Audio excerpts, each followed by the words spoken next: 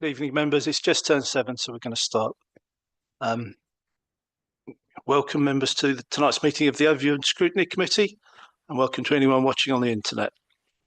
May I do the traditional request that all participants use their microphones when speaking, because we are being broadcast. Do you have any apologies for absence? Just the one apology from Councillor Marlowe. I know Councillor Crystal was also intending to be here, but he's unwell, and he's got an agenda item later. But it's not formal apologies because not a member of the committee. Minutes of the previous meeting on the 4th of November. Members, we have the minutes before us. Are you content for me as chair to sign these minutes? Chair, can I just make one observation by way of a correction? It notes under the declarations of interests that Councillor Nichols had a declaration relating to minute 220. I believe that should have been minute 226. 220 was in the previous, isn't actually in those minutes. It's in the previous meeting. But with that very minor correction, I would be quite happy to propose acceptance of the minutes. Thank you. Well spotted. Any seconder, please? Councillor Nichols, thank you. All those in favour of accepting these as minutes? Thank you. Any against? Any abstentions? One abstention. Thank you. Chair's announcements.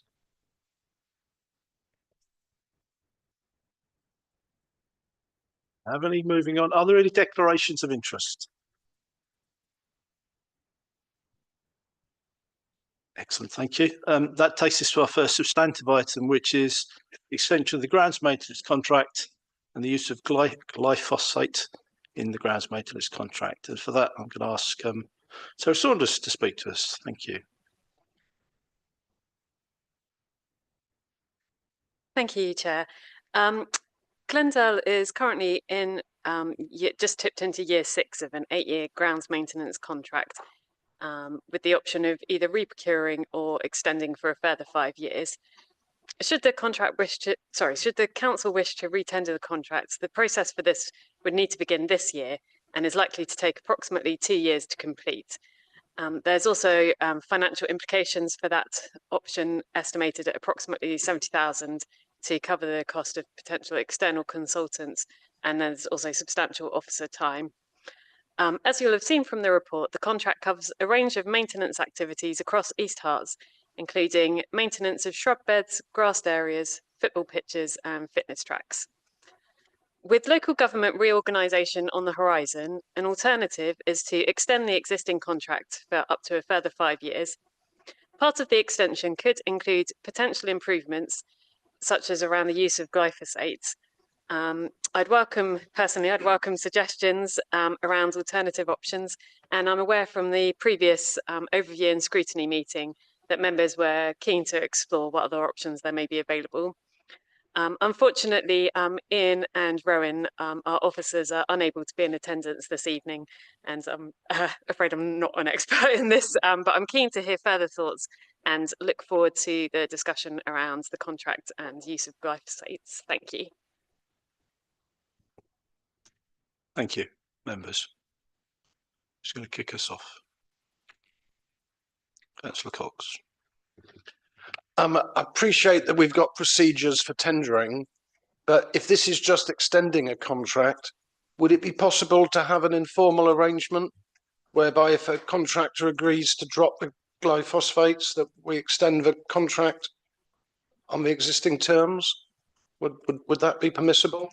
I think the scope, when we look to extend the contract, to have discussions around key elements around the contract. So that would be about the use of glyphosate, as well as other areas where we may be concerned about or we want to see some improvements. So we've got an opportunity through looking to extend the contract to have those discussions and take that forward. Maybe not exactly as you said in terms of you do this and you get that, but there will be an opportunity for us to have discussions as we extend the contract.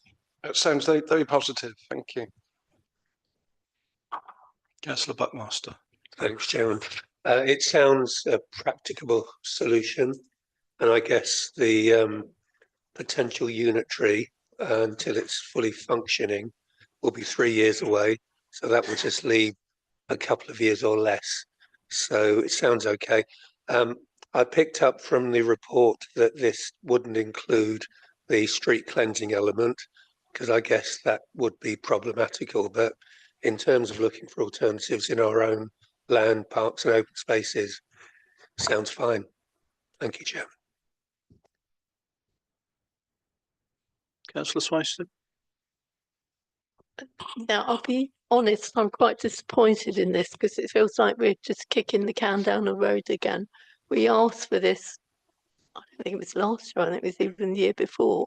And my understanding was that officers would be looking at it and exploring other options and coming back to us with suggestions, having done some research into what was possible. It refers in here to stuff from 2019, which I think is considerably out of date now.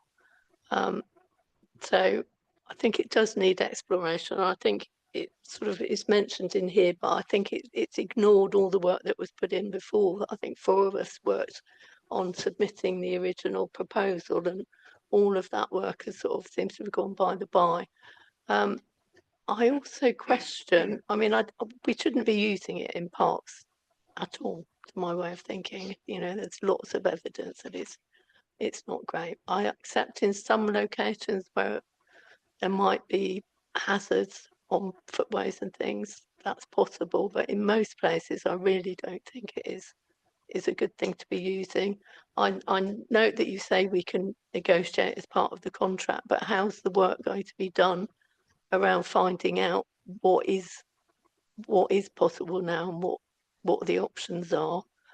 I do appreciate that there are staffing issues, but also I do question the whole 5-year thing. 5 years seems to be quite a long time with the LGR review, and are there sort of break clauses and things included in that? Thank you.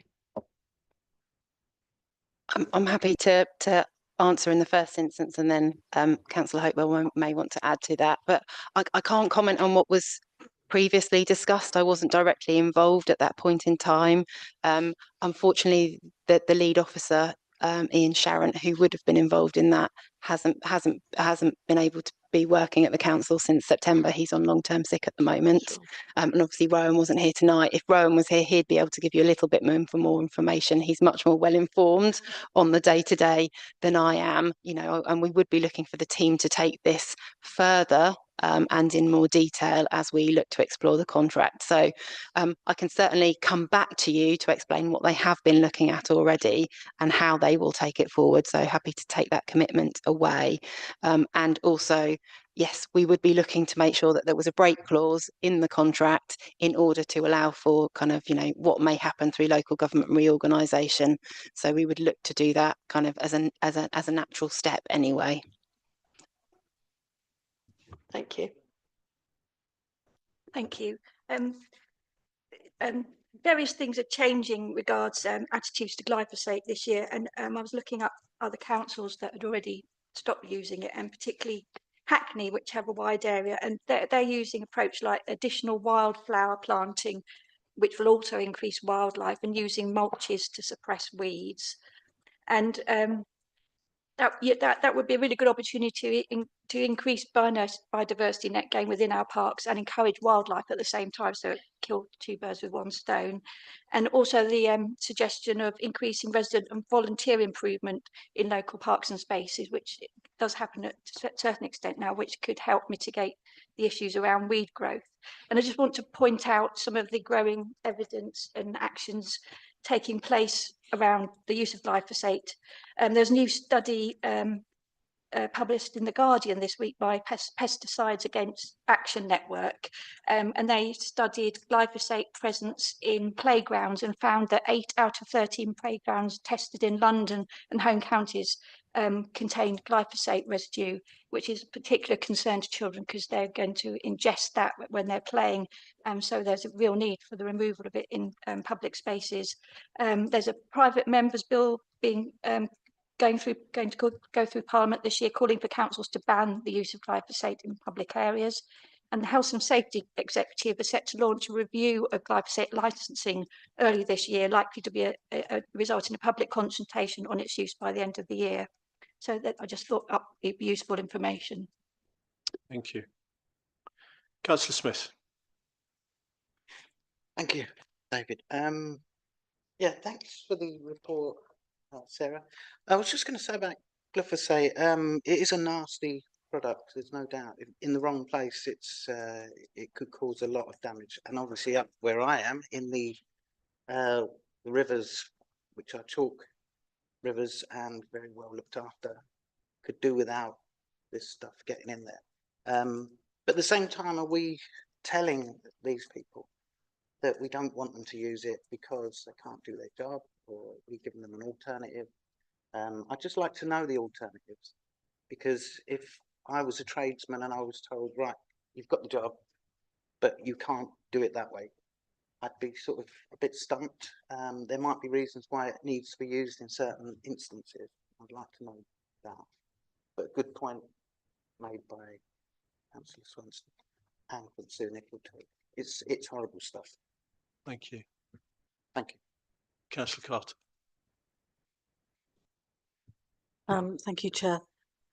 Yeah, so I'd just like to echo some of the points that have been made already, because glyphosate not only is harmful to children and humans, it's also we have had a collapse in our biodiversity and the number of insect species, and where you've got a what is effectively some kind of poison, then that's going to have an effect on our insect populations, on whom we depend for the kind of for the well-being of the planet and the food that we eat and so on.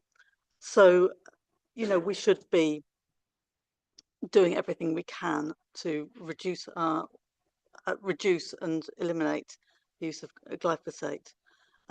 However, the first step is always to take a step. And, if we can start with our parks and gardens and get the experience of doing that, that would be a good first step. I'm a bit confused by the 2.11, which is describing how glyphosate is used at the moment. It says, herbicide is used only in areas of parks designated for conservation or habitat improvement, and only where absolutely necessary. So I'm a bit confused as to why it would be used in conservation areas, or areas where you wanted to improve the wildlife habitat, because those are presumably places where you don't want it particularly. It also mentions, I agree there may have to be some exceptions, such as Japanese knotweed. There's a sort of list, a DEFRA list of very nasty, very invasive species that you can't get rid of any other way, like Japanese knotweed. So there might be the odd exception, but I think we do have to really take a positive step on this. Thank you. Councillor Horner. Thank you, Chair.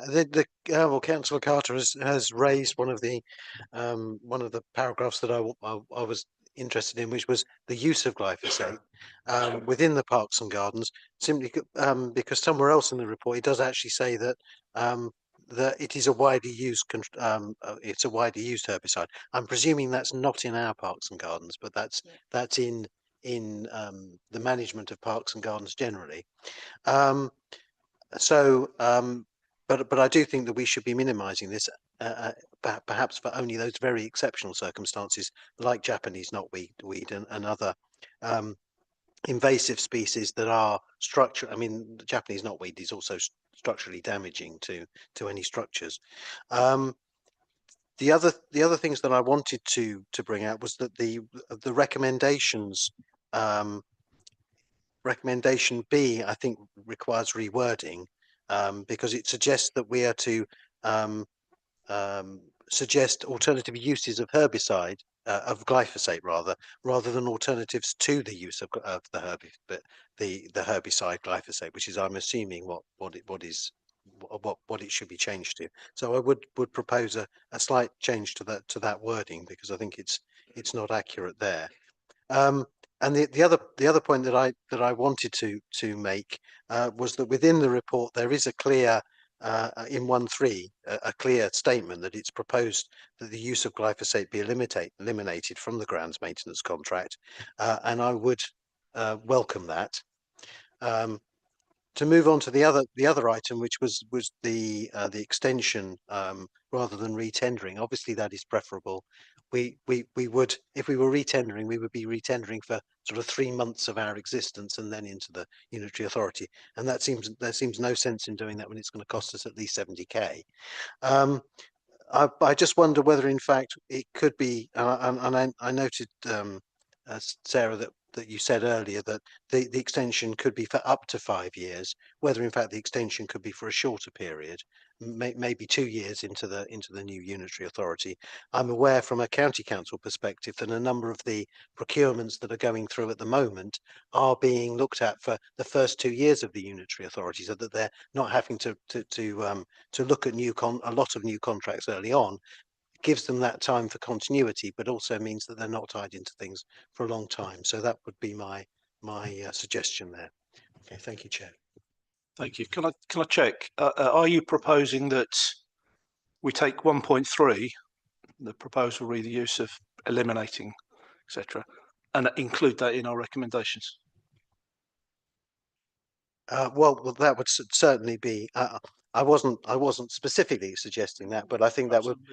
I think that would be exactly the direction that I would want to go, Chair. Yes, thank you. Do you want to come back on any of those points at all? I've noted a number of points, particularly in relation to kind of the use of it and the harm of it. I think there were some technical points just in terms of some of the options, and I'd need to come back to you to get some of that information from the team. Quite happy to do that, so you get you get some information on that front. Just in relation to, it's down to you in terms of your recommendation and the comments that you wish to make to Councillor Hopewell as the executive councillor, but certainly in terms of the extension of the contract, it's up to 5 years. We talked about a break clause is possible. Again, we can look at reducing that. What we'll need to do in terms of making sure that we get sort of, a good value if we do to that, because that might not be as beneficial to Glendale as the contractor. A break clause may be preferable within the first 2 years, or it may be, a contract for up to 2 years. So we'd look at all of that as part of looking to extend the contract. Again, sorry to be pedantic. Can I just check? The recommendation as currently drafted is to extend the contract for a further 5 years. Are you saying it should be up to a further 5 years? That can be amended up to 5 years, and then the detail would be left to officers to work through as part of doing that. I mean, it's a small nuance, but I think it's an important one. Thank you. Councillor Swainson. Yeah, just one other point. I think this came up before as well, the idea that we refuse to do the work that's contracted from county council. I think that's just bucking the responsibility again. So I don't think that's particularly helpful. I was going to call myself there, but no more hands. Councillor Nichols first. Yes, in the report it mentions that there are other areas of the contract looking to improve and alternate methods of delivery. I wonder if you had any details on that. I don't. Obviously, the team have written the report and put that in there, and it's really to give an opportunity. If you had concerns about, I don't know, something operational on a day-to-day basis, they would look to pick that up as part of the extension. So if you've got any other concerns about the contract, officers are very open to having a discussion about that and seeing how we work that into the extension. So nothing specific, but it could be you have some feedback that we could take away and work through as we look to extend the contract. Yeah, because there was a bit of a clarification I needed about emptying of dog waste bins. I wasn't sure whether Glendale only have the contract to empty them in the parks, or they have the general contact in East Herts. Do you know anything about it? I'll take that away and talk to the team about it. Because if it's more general, there's an issue in Buntingford about dogs. Councillor Carter. Thank you. Yes, I just wanted to pick up on the point that Councillor Smith made about chalk streams. I think it is not allowed for glyphosate to be used near water because of contamination. So, but I think it has been used on footpaths near water. So that's something that perhaps needs to be highlighted. We did highlight it before, and I'm going to highlight it again because it is very damaging to have glyphosate because it seeps into the water. Thank you. I had 2 quick points, if I may. First one is, it says in the report at 2.1 that Glendale is meeting contractual requirements and monthly KPIs. I'm sure that's correct, but could we have a slightly more detailed note on that? What are the KPIs? So when our constituents or residents say, "Oh, but this didn't happen," we can point to that in with a bit more authority. The other point, and again, it doesn't need an answer now, is I'm concerned that when we go to Glendale and say we want to renegotiate the contract, eliminate the use of glyphosates, they're going to say, "Of course we can do that. However," and they'll be asking for more money. And there's no reference to more money in the report, but that got to be a concern. Whenever any contracts are renegotiated, they rarely come down in price. So again, if you could come back to us on that once those negotiations have been held. There's nothing you can probably say at the moment. I can't, because that's standard as part of renegotiating, that we know that will be put on the table, and we will have to work through that and ensuring that we do get the requirements for us as a council and negotiating best value as well for us. On that point, I think it actually says in the report that extra costs will be landed with the council and not the contractors. I'm sure it says that at some point. It does, but under financial it says nothing arising at this time. So there's another hand, Councillor Buckmaster. Thanks, Chairman. Just a question of process, really, because the recommendations are for overview and scrutiny to discuss this and provide comments back to the exec member. Just noting Councillor Horner's point about 1.3. I do agree that we need, if the strong recommendation is that the use of glyphosate is eliminated in our parks and open spaces, then that needs to be an actual recommendation over and above A and B. So A and B, we've discussed it. The recommendation is plus following the other points around the contract. So we need to word that somehow.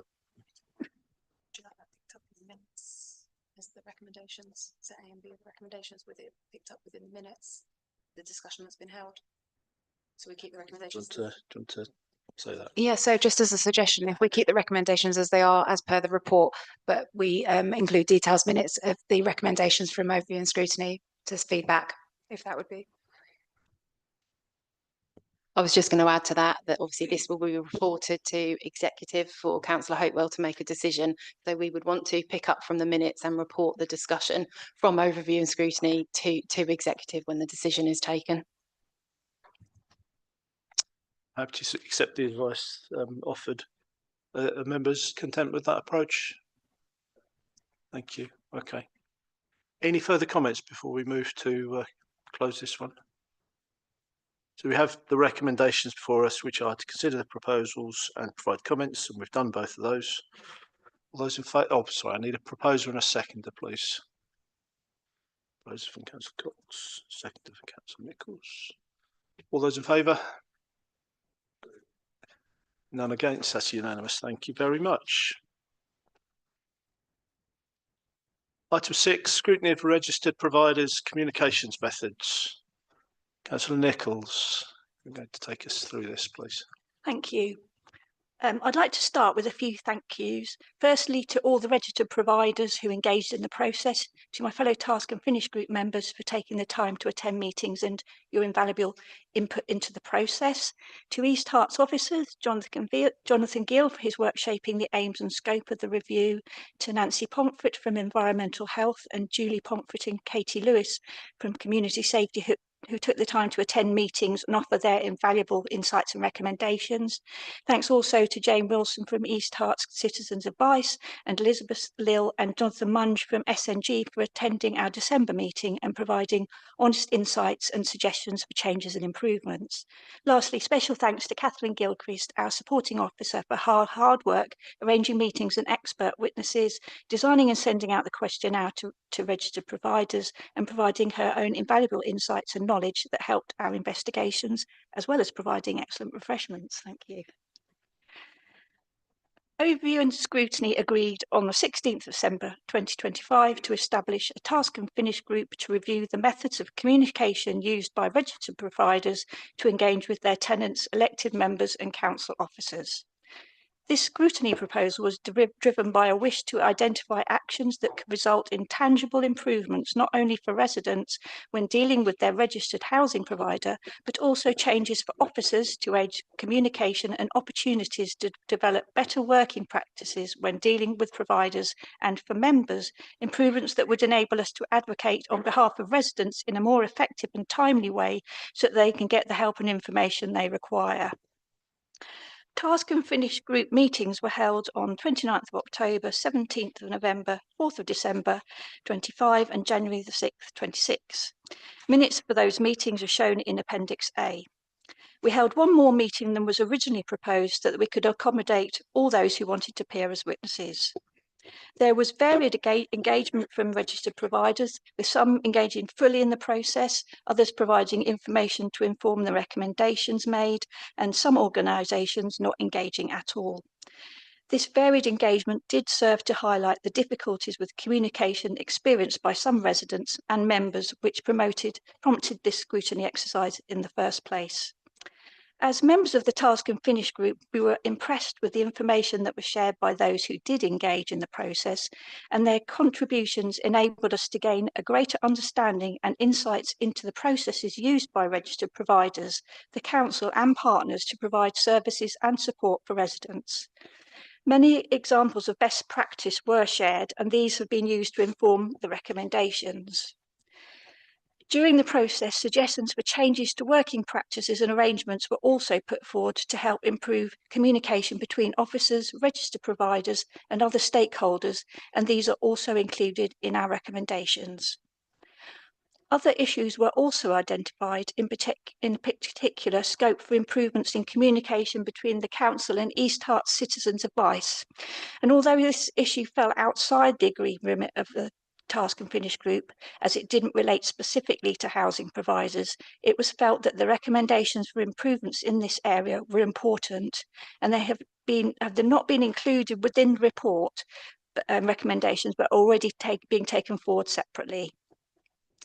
I think all Task and Finish group members are agreed that review process was really worthwhile, and we do hope that our recommendations, if approved, will go some way towards improving both external communications, not only between residents, registered providers, officers and members, but also internal communications between officers in different departments and between officers and members to help give more effective support to residents.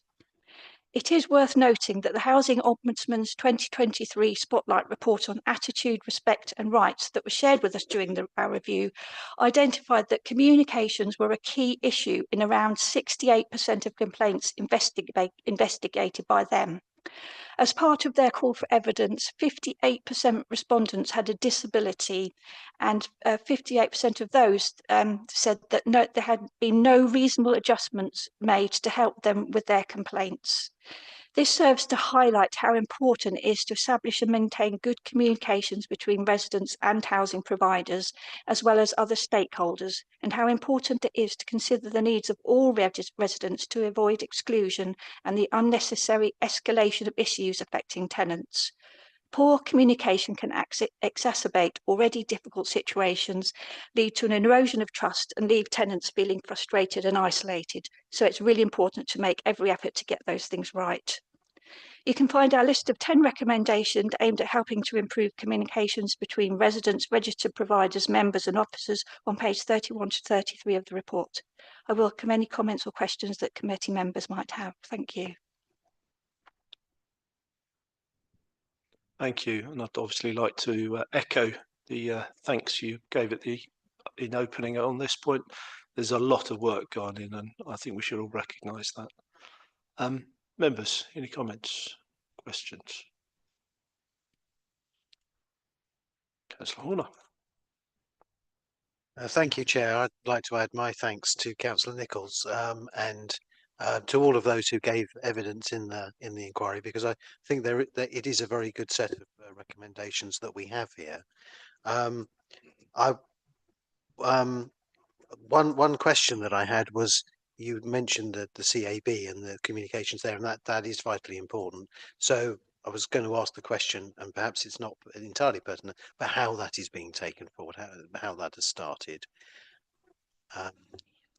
Yeah, one of the issues was that Citizens Advice felt they didn't have up to date contact details for various council departments, so they are being updated with that information already, and some things around the arrangement for video conference calls around permissions for that are also being looked at, and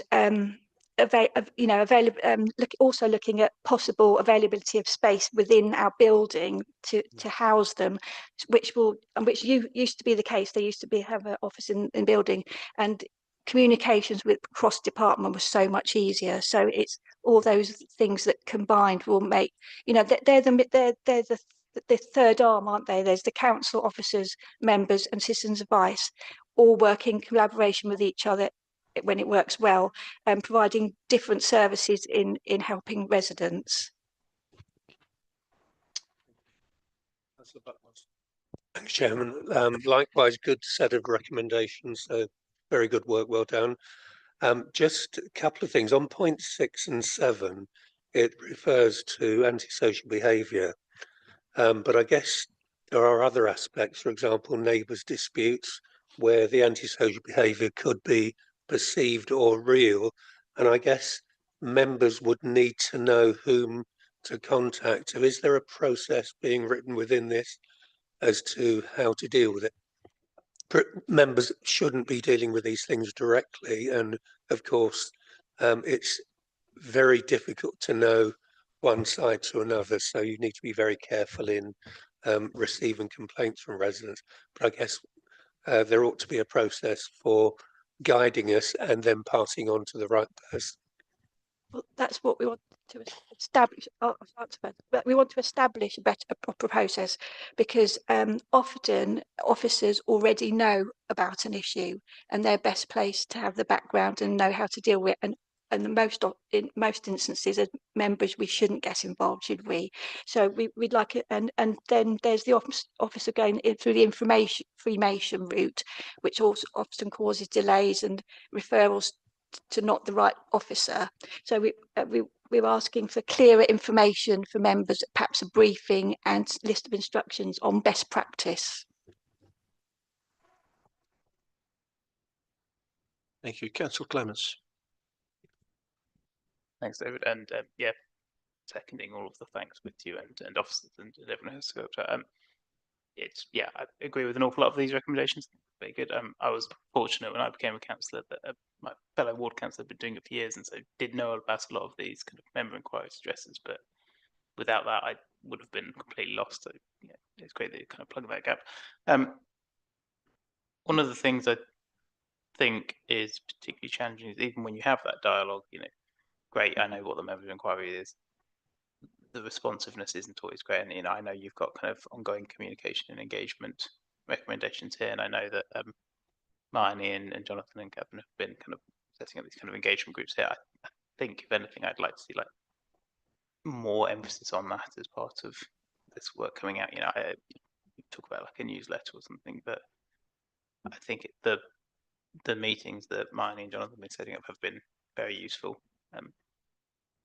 We should be trying to do more on that, beyond what's just in these recommendations. But that's not to kind of say there's anything wrong with what we've got. I think it's really good. And thank you. But yes, we're aware of that work that's taking off with different providers, so that's already in place.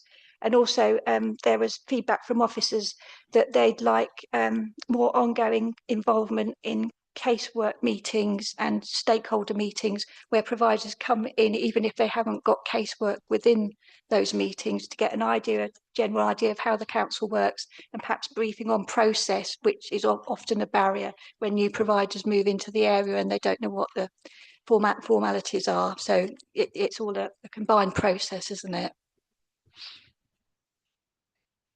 Yes, Carter. Thank you. Yes, and thanks to Sue for all the hard work involved in sort of organising all of this, and Catherine as well, of course, for bringing it all together. So one of the things that really surprised me about this was how many different social housing providers there are in East Herts, and the fact that there are more coming in every time a new development is built. It's not necessarily the established social housing group which will take that on. It can be a new one, and then it's very difficult for councillors to keep track of what housing associations are operating in that area. You know, I found it really that's been really useful to understand, and I think if we could develop some kind of mapping, or at least a list of what housing associations are operating in which districts, in which wards, that would be really helpful, just so that we, you know, we actually can get a clearer picture of how it all works. And I think that's important, because at the moment we only really find out what housing providers are operating in areas when there's a problem. So it'd be much better move to a proactive stance, wouldn't it, where, you know, encourage involvement from members in the community and work in a positive way rather than rectifying faults. Yeah. Thank you. Yeah, I found it a really interesting and useful process. I think one of the really encouraging things was realising that actually I think we're all, councillors and officers alike, we're sort of thinking along the same lines on a lot of things, and we all want to make the system more efficient, and certainly, and the communication and it's essential, I think, that we get it right with who councillors should communicate with. Certainly, some of the officers suggested they weren't happy with the way the system was working at the moment, because things end up getting bounced around from department to department rather than going to. So they did tell us that they'd be quite happy for us to go direct to, like, environmental health. We could put an inquiry into them. They felt would actually be better than going through other systems, because it would be more efficient, and then they will know if that's something that's related to housing as well. So yeah, well, I think if we can get that efficiency, I think we'll all be happier, frankly. Councillor Smith. Thanks, David. Yeah, just to echo what everyone said, great report, some really good work. Up in Buntingford, I'm dealing with 2 residents of housing associations, and to get an interview with these people, it's pretty hard. They have to get back to you. There is a hell of a long way. People seem to be really frustrated by the lack of contact by these large organisations. So there is a disconnect. So I appreciate what you're doing. I think you need to be able to go straight to whoever needs to be spoken to, and these people need some help. So yeah, I encourage what you've done. I must point out that some large providers are doing a good job.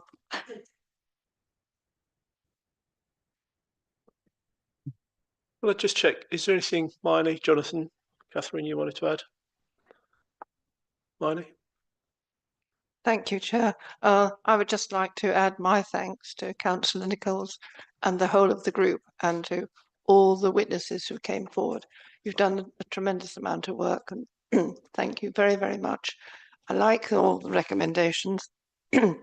I'm interested in something which I had not expected, which comes 9 and 10, having a regular newsletter to all registered providers, sharing information across all of them, giving them details about the council and the board members and the key officers. I think that's very interesting and that would be useful. And then also, finally, at number 10, communicate information about this review via the council's website and other means for all of those who are digitally excluded. So it's building on the theme of communication, which is so important. So I did particularly like those two, but I like all of them. Thank you very much. Thank you.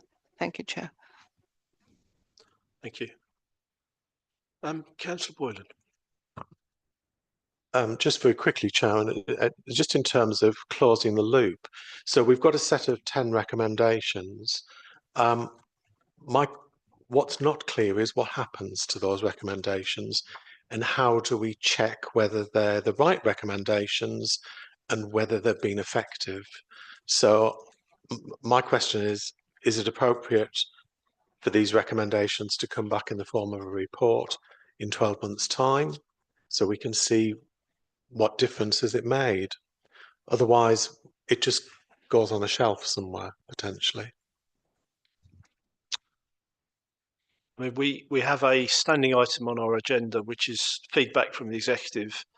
And the purpose of that is to provide what it says really, the opportunity for executive members to report back on things that we've considered, recommended, and they've done something about. So that's there anyway. But if we want specifically to come back on this one in 12 months, I can't see any problem with that.